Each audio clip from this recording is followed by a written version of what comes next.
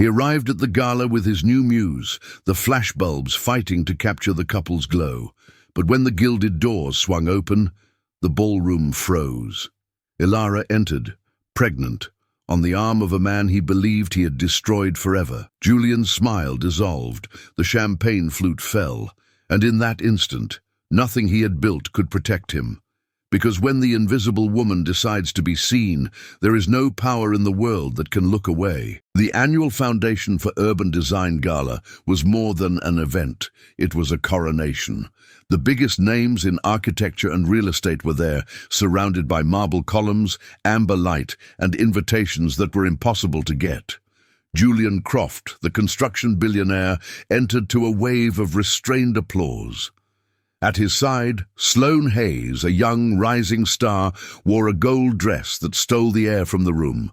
Photographers fired their flashes. Julian greeted senators, CEOs, international judges.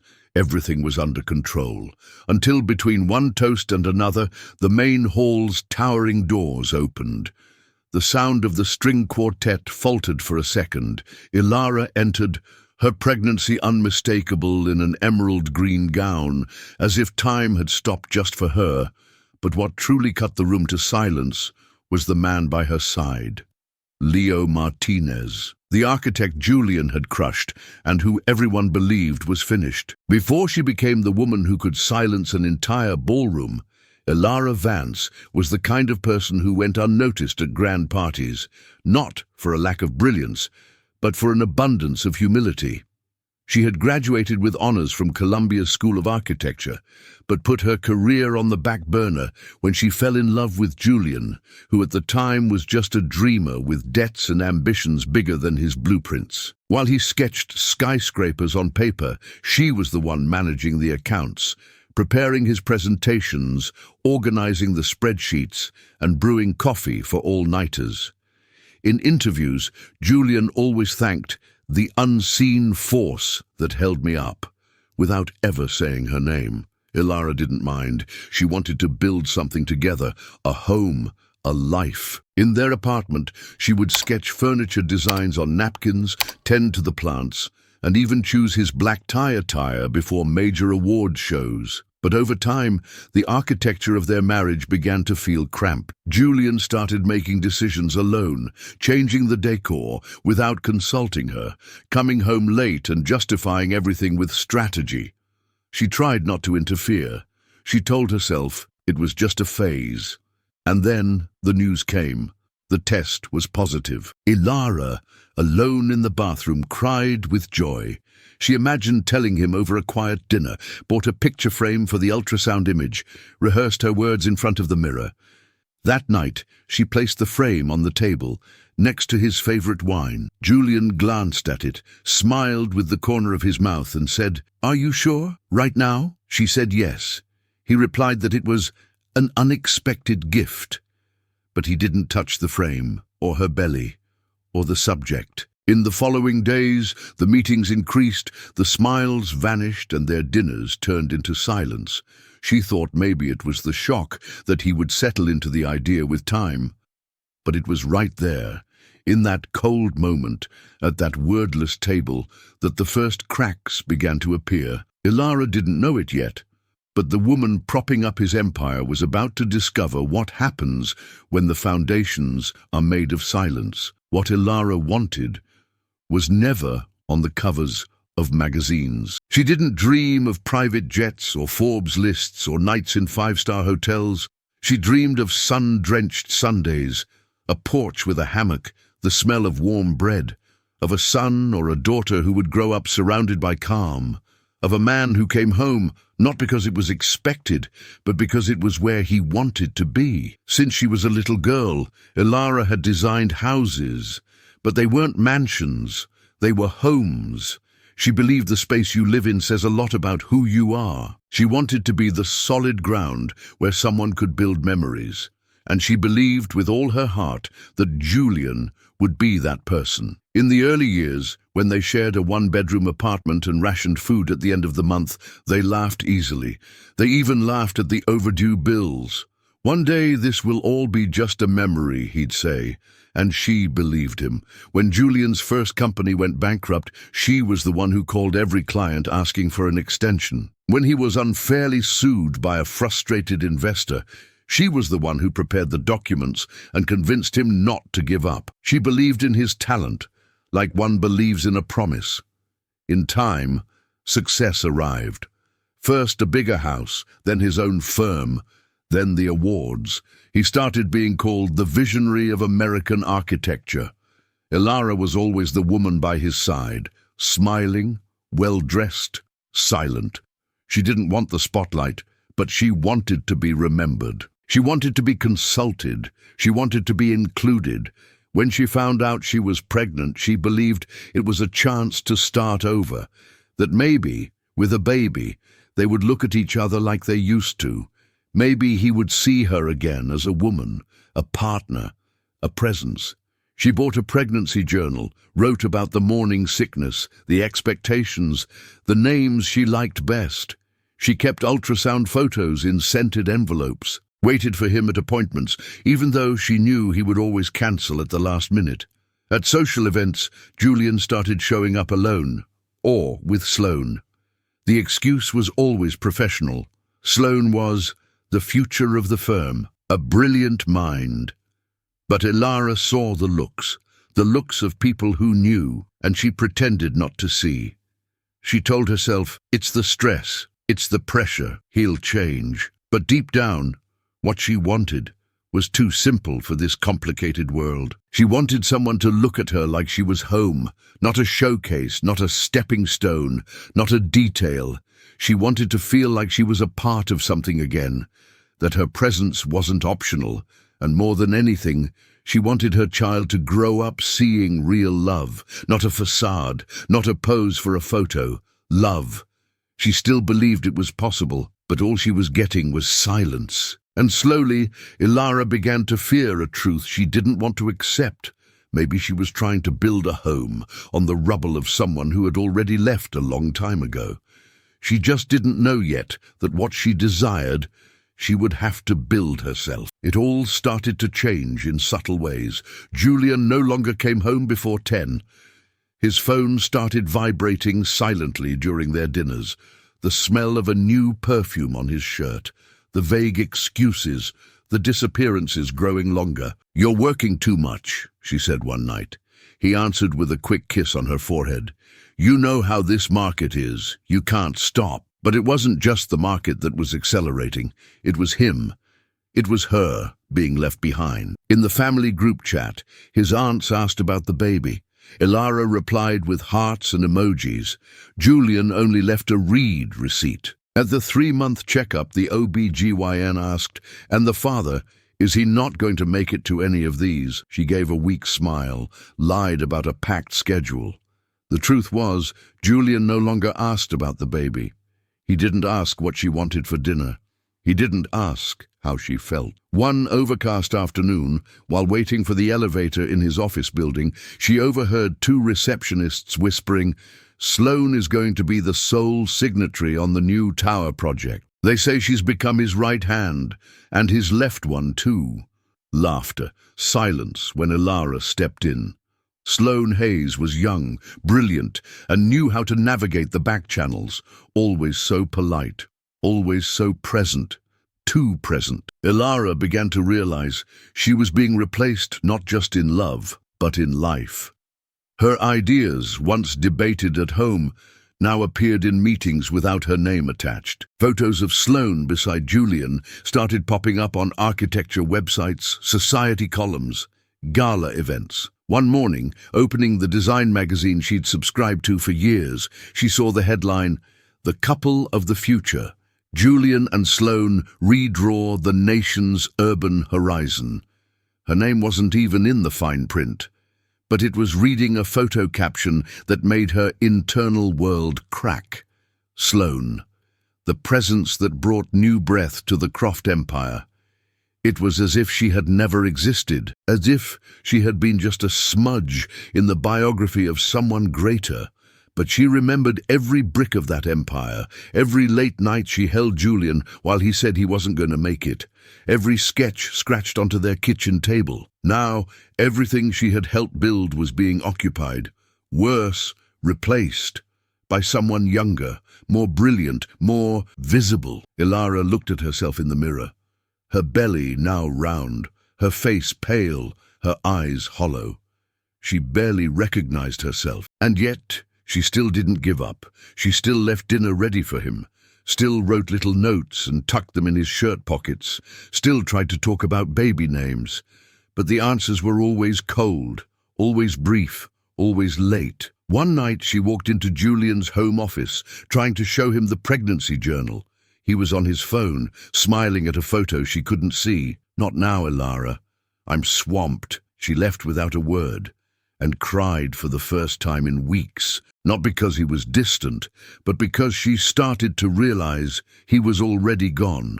His body still slept next to hers, but his heart had been living somewhere else for a long time, and it was in that thick silence, in that dark hallway of her own home, that Ilara began to understand. She wasn't just being cheated on with another woman, she was being forgotten.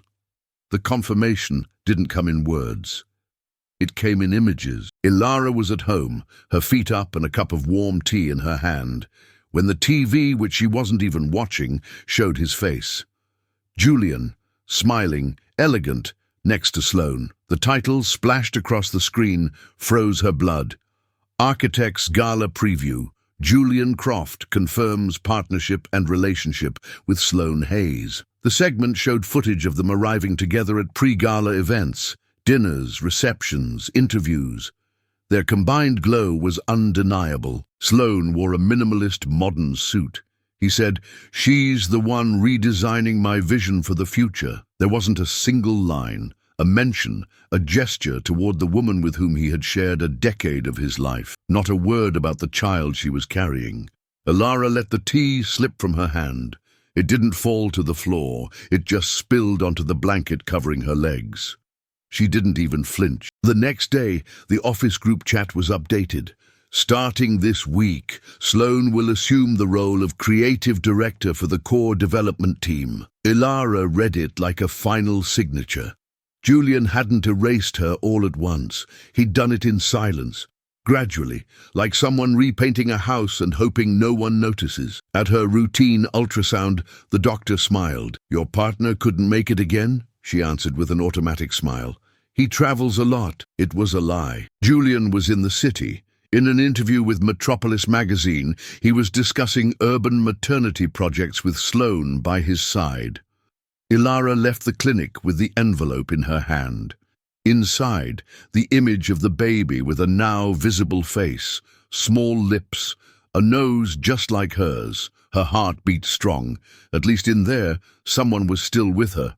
At home, the atmosphere was silent.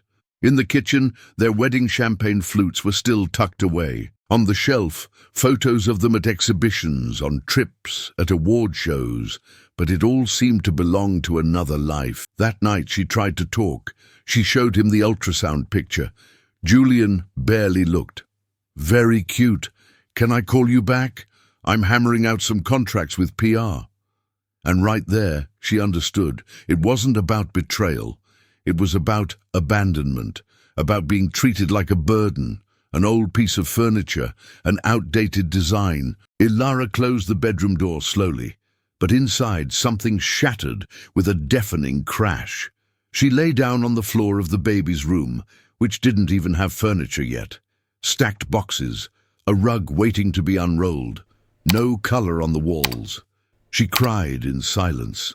Not like someone in pain, but like someone processing the death of something invisible, the end of a story no one had announced, but which she was forced to accept. The next day, the cover of the country's leading architecture magazine arrived with the mail. She had subscribed for 5 years. She opened it like ripping off a bandage. On the cover, Julian and Sloane, laughing, arms crossed in front of a glass model. In the editor's letter, the new era of American architecture is led by young, bold, and passionate minds. She closed the magazine, got up slowly, walked to the bathroom, washed her face, looked in the mirror. Her gaze wasn't the same. There was no hatred. There was emptiness. In the late afternoon, a close friend called. Sloane posted today, said Julian has a surprise for her at the gala. Did you see? Ilara said thanks and hung up. She walked into the bedroom. There, hanging on the back of the door, was the emerald green dress. She had bought it months ago for their wedding anniversary. She never got to wear it. She sat down beside the dress, ran her hand over the fabric, thought about donating it, thought about tearing it, but she did nothing. She just sat there. On her phone screen, a new notification. Julian Croft and Sloane Hayes confirm attendance as a couple at the Foundation for Urban Design Gala, the biggest event in North American architecture, the event she had helped create years ago, the event where she was now just a shadow. She felt the urge to scream, to call him, but she didn't. Not a sound. Isadora spent the night awake, not out of spite, but out of lucidity. She finally understood that Julian wasn't leaving her. He was dismantling her, and she, out of love, had let him. The next morning, Ilara didn't get up with her alarm. She let the sun stream through the crack in the blinds and burn her face without mercy. Outside, the world kept its rhythm, horns, footsteps, delivery alerts, but inside the apartment time seemed suspended as if it had forgotten to include her. She walked to the kitchen without hunger, grabbed a mug, heated water but put nothing in it, sat at the table, stared at the warm steam, waiting for something to happen. Nothing did. The phone was on the counter. 23 unread messages, none from Julian, notifications from events, social campaigns, distant friends. She scrolled through the screen without paying attention, as if searching for herself somewhere between the lines. At noon, she tried to eat a piece of fruit, took 3 bites, and stopped. She couldn't taste it. She turned on the TV for noise, but turned it off 5 minutes later. The images seemed to mock her. Perfect lives, smiling couples, apartments decorated just like the ones she used to design. In the afternoon, she tried to organize the baby's room. She opened one of the boxes and found a yellow onesie with a cloud print. It was the first one she had bought. She took the fabric, pressed it against her face, and felt a dry sob escape, without a tremor, as if her body had already accepted the grief for a life it would never have. She sat on the floor, leaning against the wall. Spent hours there. The emerald green dress was still hanging on the door. She watched the fabric sway slightly with the breeze. She thought of all the times Julian had said she was strong, that she could handle anything, but no one asks if the fortress also feels cold inside. Around 7, the doorbell rang. It startled her. No one was expected. She opened it cautiously. It was the doorman with a package, a newly released architecture book. On the inside cover, just a handwritten card. When you remember what you're capable of, the world will too. LM. She read it, then reread it. LM? Leo Martinez, the architect Julian had pushed out of the industry years ago, the man who had disappeared after a hushed scandal. Ilara hadn't seen him in years, but she remembered clearly how he spoke with a calm confidence, how he treated her like someone with her own ideas. She sat on the sofa with the book in her lap. In the envelope, there was a printout of an email from a personal address. Subject, "If you need to breathe, there's space here." Ilara didn't reply immediately. She stared at that sentence like someone seeing an emergency exit for the first time. That night, she fell asleep with the book on her lap. For the first time in weeks, she dreamed of something that wasn't him. The next morning, she opened the email, started to write, then deleted it, tried again. She wrote only, "I don't know what to do yet, but thank you for remembering I exist." 3 hours later, he replied, "No one erased you, Ilara. They just cast too big a shadow. When you want to see some light, let me know. There's a studio here with your name on it." The tears came with force, but they weren't tears of pain. They were tears of relief, because someone, somewhere, still saw her. In the following days, she started going for walks. She didn't need much, just the movement. Each step seemed to push a piece of anguish further away. It was on one of those mornings, sitting on a park bench, that she noticed a child playing alone in a sandbox. The mother nearby was reading a book, peaceful. The scene was ordinary, but for Ilara it ignited something. She wanted that. Peace. Peace with her child. Peace with what was left of her. She went home and opened a folder with the old social architecture projects she had designed years ago. Among the sketches, she found one she had never shown anyone. Reconstruction homes for mothers to start over. It was there that she understood. She still existed, not as a shadow, but as a seed. Julian hadn't killed her. He just hadn't watered her. But now, she would learn to bloom on her own. Leo's email stayed open on her screen for days. Ilara reread the same sentence as if the words themselves could become shelter. "There's a studio here with your name on it." She didn't know exactly what it meant, but something inside her pulsed. A desire to go out, to see the sun hit a different place, to feel that there was still ground to walk on. On Friday afternoon, she wrote a short reply. "I accept the invitation. I need to breathe." Leo responded in less than an hour with the address of a restored warehouse in Dumbo, Brooklyn. "I'll pick you up at 10. No rush, no pressure." She hesitated. It had been a long time since she had gotten ready for anything other than a doctor's appointment. But that morning, she chose a light blouse, tied her hair in a simple bun, and wore the earthy lipstick that had been forgotten at the bottom of a drawer. When Leo arrived, she was at the door. He got out of the car without any hurry, no sunglasses, no security, no pretense. "Hi, Ilara." "Hi, ready to go?" She nodded and went. The drive to Brooklyn was quiet but comfortable. He didn't ask any questions, just put on some low instrumental music and let the silence do what words couldn't. The warehouse was old on the outside, but inside it was another world. High ceilings, enormous windows, wooden tables marked by use, and people creating, debating, laughing. "This is my new project," he said. "What is it?" "A space for new beginnings. Accessible architecture, social projects with single mothers, kids from the outer boroughs, people who've been left behind." She walked slowly through the space. On the wall, sketches of small houses, but full of dignity. In a corner, a model of a sustainable village. On a whiteboard, handwritten phrases, "The world changes when the foundation changes." Leo watched her in silence.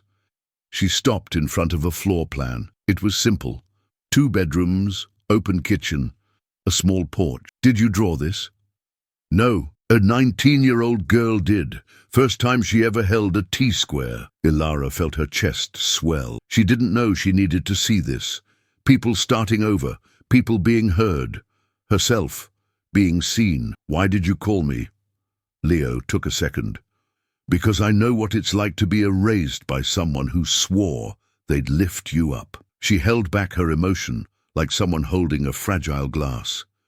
They stood there, looking at the drawings, the scribbles, the smiles of others. "Want to stay for a while?" "Doing what?"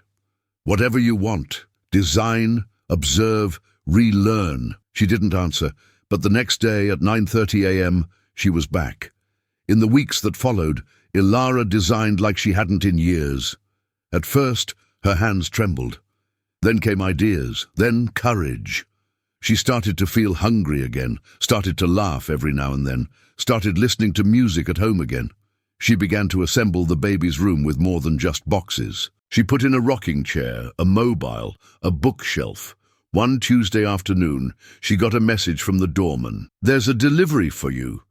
Can you come down?" It was a box with the Architecture magazine's logo. Inside was the month's issue and a letter. "Your absence screams louder than any headline. Come back to life. The world needs you. LM." She pressed the paper against her chest. Maybe for the first time in months she knew what she wanted to do. It wasn't to get revenge. It was to remember herself. She looked at the emerald green dress on its hanger. It was still there, but now she was the one who decided when and how to wear it. On the first day, she just observed. The other architects moved with purpose, exchanging ideas, sketching on walls with markers, improvising solutions with painter's tape. Ilara walked between the tables like someone treading on new earth, respecting the terrain. On the second day, she sat at a counter, opened a notebook, and began to draw shapes. Not houses, feelings, loose sketches without a ruler, like someone writing a letter to themselves. Leo passed by, glanced at the notebook, didn't comment. Just left a new mechanical pencil beside her and moved on. It was that kind of silence that was healing her. Presence without pressure. In the third week, she asked to review a project in progress. She put suggestions on paper, corrected proportions, adjusted wheelchair access points. At the end of the day, one of the interns, a girl with blue hair and a sharp Boston accent, said, "Damn, you're good. Nobody else caught that." She laughed, quietly, like someone who still doesn't trust their own laughter. Coming home that night, she stopped in front of the mirror and looked at herself. She was thinner. The dark circles under her eyes hadn't disappeared, but there was a new firmness in her gaze. In the living room, the crib was assembled. The rug was laid out, the boxes finally empty. She rested a hand on her large belly and whispered, "You're going to arrive in a world where your mother sees herself again. I promise you that." But not all days were good. There were mornings when the desire to disappear returned, days when seeing Julian in the headlines still stung. Some nights when her phone would vibrate and her heart would race, only to find it was junk mail. There were relapses, tears in the middle of a shower, anger at herself for still missing him. But now she didn't surrender to it like before. She recognized the abyss and stopped before she fell in. With time, Ilara began to walk with more certainty. At the social project, she became a reference for the newcomers. She mentored young people, listened to ideas, told stories of her mistakes and successes. No status, no titles, just truth. One afternoon, while explaining a cross-ventilation solution to a group of apprentices, she felt the first Braxton Hicks contraction. She laughed to herself.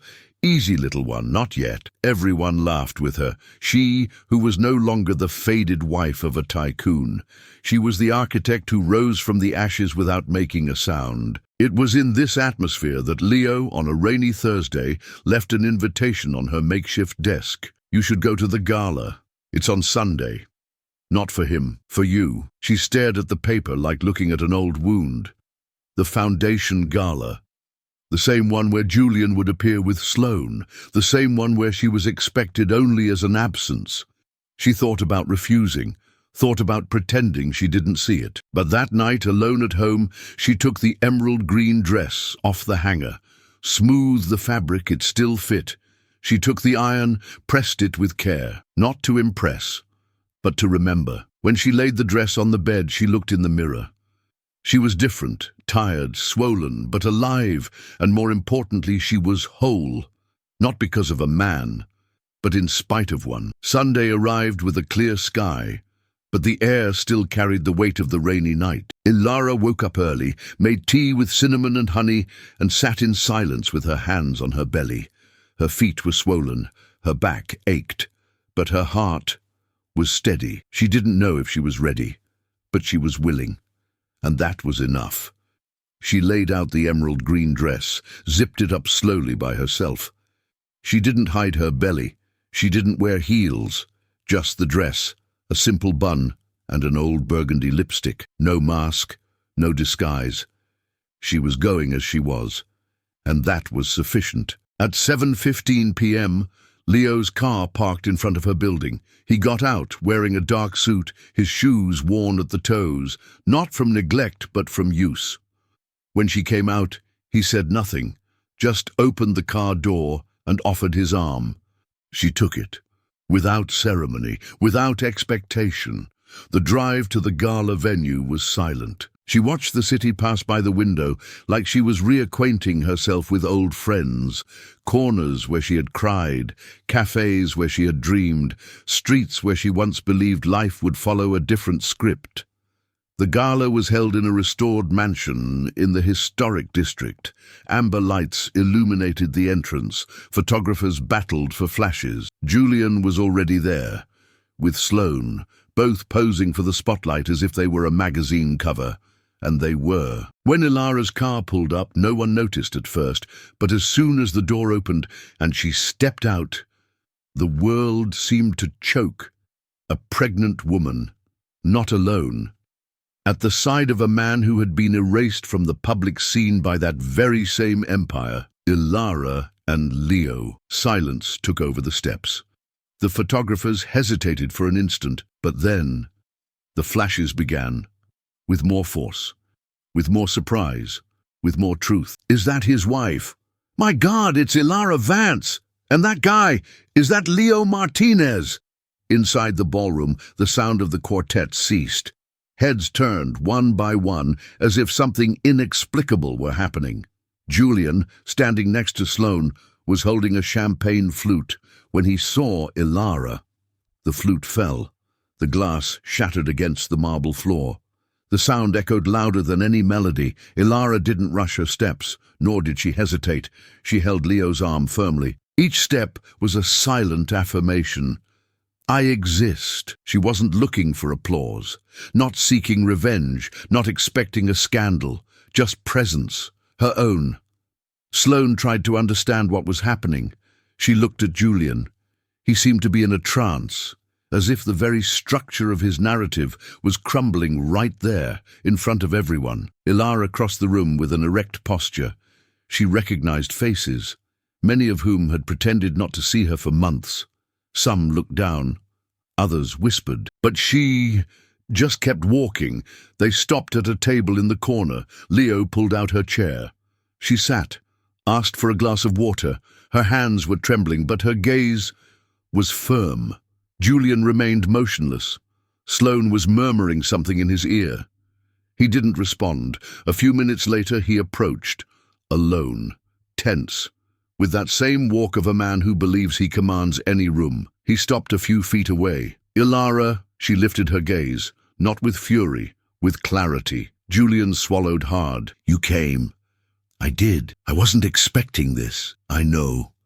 He glanced at Leo, then at her belly, then at the floor. Can we talk? She nodded, stood up, followed him to a side hallway, lit only by discreet lamps.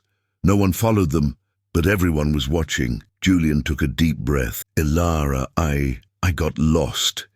In the middle of it all. The career, the image. I don't know when I stopped looking at you, but she held up a hand. You didn't stop looking. You chose to look somewhere else. He fell silent.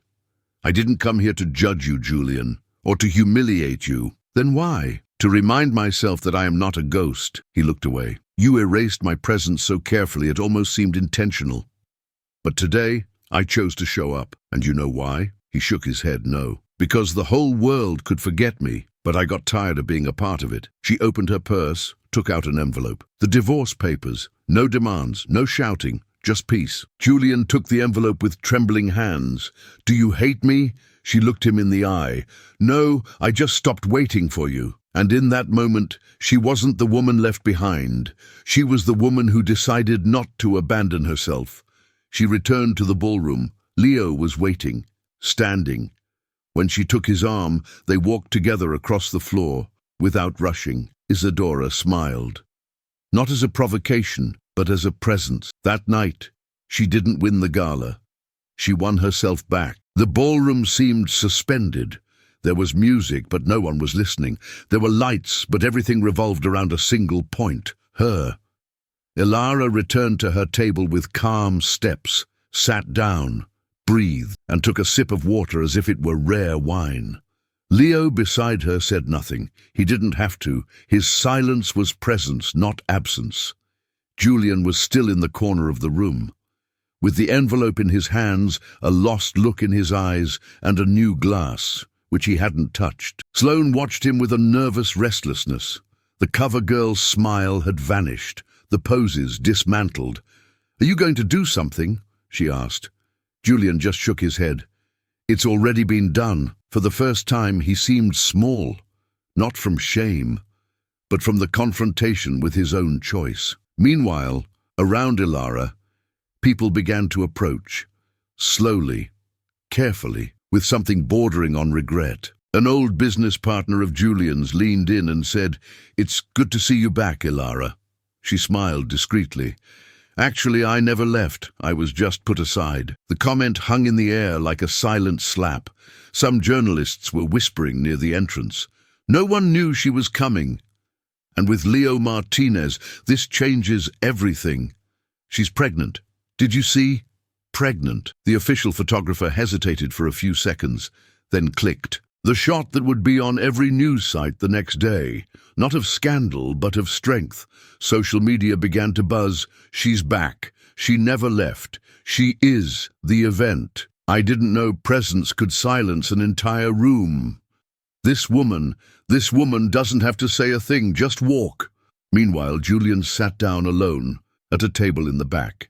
He stared at the envelope like someone holding a mirror. Sloane tried to maintain her composure, touched his arm, spoke softly. But he barely responded. Control was slipping through his fingers, and for the first time, he didn't know how to reverse it. Ilara didn't look at him, not because she wanted to provoke him, but because she no longer needed any validation there. She was talking to other architects, commenting on a public housing project, showing a photo on her phone of the model with green spaces she had helped revise. People listened, not out of pity, but out of respect. It was as if everyone was seeing all at once what they had spent years ignoring, that Ilara wasn't a supporting character. She was structure. She was the foundation. She was the bedrock. In the middle of the night, one of the event's curators approached. "Ilara, I'm sorry, but we have to say it. Your presence here changes everything." She laughed. "My absence had already changed things. You all just took a while to notice." The line wasn't delivered with resentment. It was delivered with a sharp serenity, the kind only someone who has survived being erased can possess. The room, once full of vanity, bowed to something new, to a kind of dignity that doesn't demand attention, but commands it anyway. And when the organizers announced the names for the next round of international projects, one of them was a surprise. "We would like to invite Leo Martinez and Ilara Vance to represent the United States at the Latin American Summit on Social Architecture." Julian from his table in the back lowered his eyes. He had lost, not just a woman, but everything she upheld, the vision, the support, the truth. Sloane tried to hide her discomfort. The glamour was no longer holding up. She was realizing finally that she had won a stage, but there was no real structure behind it. Ilara, on the contrary, seemed more solid by the minute, even pregnant, even tired. She didn't take up space. She held a presence. Shortly before midnight, she and Leo stood up to leave. They didn't want to stay until the end. They had already said everything, without saying a word. As they passed through the lobby, a young architect approached and said, "Thank you for existing. For real." She smiled, touched his shoulder, and replied, "You too. Never let anyone erase your lines." Leo opened the car door. She got in slowly, adjusting her belly. He said nothing, but when she looked out the window at the illuminated ballroom behind her, she felt no pain, no nostalgia. She felt an ending, and with it, a new beginning. If this story touched you in any way, please leave a like. It's the simplest way of telling me, hey, keep going, this is worth it. And let me know in the comments what city you're watching from. I read every single one and make a point to answer anyone who takes a moment to connect with me here. If you believe in the power of new beginnings and real stories like this one, please subscribe to the channel. We still have a long journey to share. And don't go just yet. Choose one of the 2 stories I've left for you on the screen. I'll see you in the next video.